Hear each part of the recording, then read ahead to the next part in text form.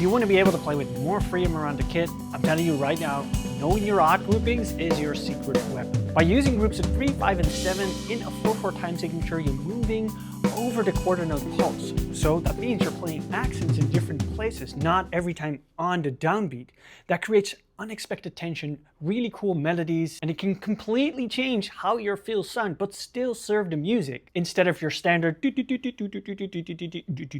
And not to mention, it's a lot of fun. Might be a little bit difficult in the beginning, but once you get it, you'll love it. And I'm about to show you the 3 most used groupings in 16th notes as fills. Let's get into it.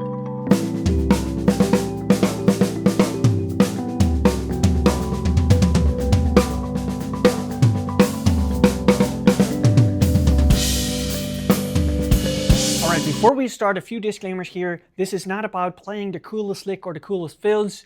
Music always comes first. So never ask yourself, what fill can I play here? But ask yourself, what kind of fill is the music asking me to play? So these concepts are great and they're very useful, but use them with caution. And second, it's about changing the perspective of how you can play fills. It's not about learning one lick or one fill. It's about using a framework, a creative strategy, if you will, to create cool melodies, to create unexpected fills that move and are musical. Let's get started. All right, the concept is super easy. We're going to start with a group of 3 in 16th notes in a 1-bar fill. The pattern for the group of 3 is going to be right, left, left. And of course, you can move it around the kit, move your right hand around the toms, make sure you play dynamic so your right hand is an accent and your left hand are ghost notes.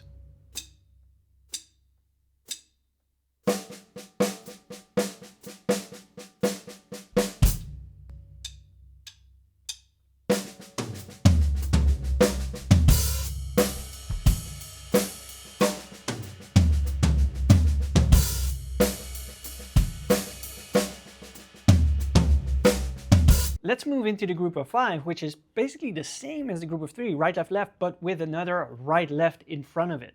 I'll start playing it as a 1-bar fill, build it up slowly.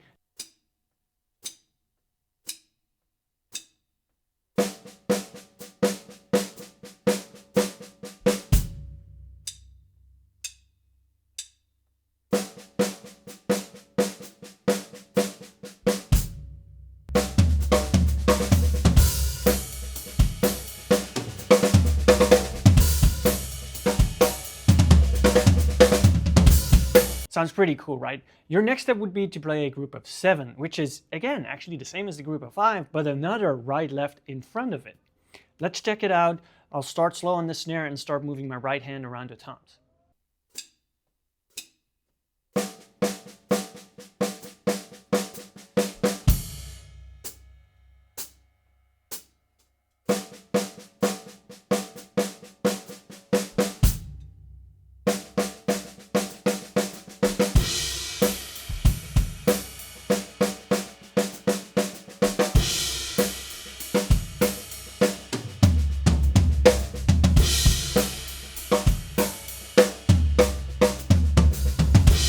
Now, as you notice, in these different groupings, you can play different dynamics. So you could accent in the group of 5 all your single strokes, right? You have right, left, left. So you could play around with different dynamic values in different places.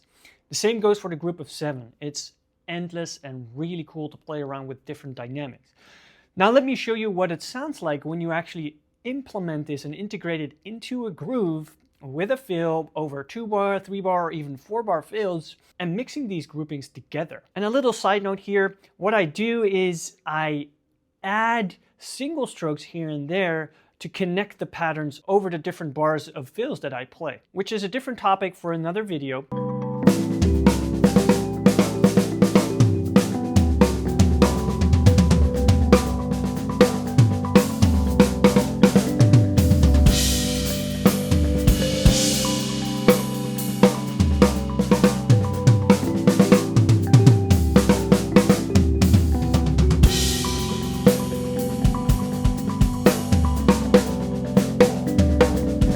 All right, so you see a lot of variation, and I throw around with some other ideas that I'm really familiar with and patterns that I use very often.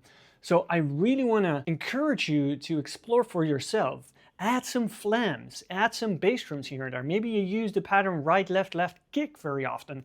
Throw it in there as well. Make sure you do it over a 2-bar loop and improvise with the groupings. Well, if you like this video, please leave a comment and hit that subscribe button, and I'll see you in the next video.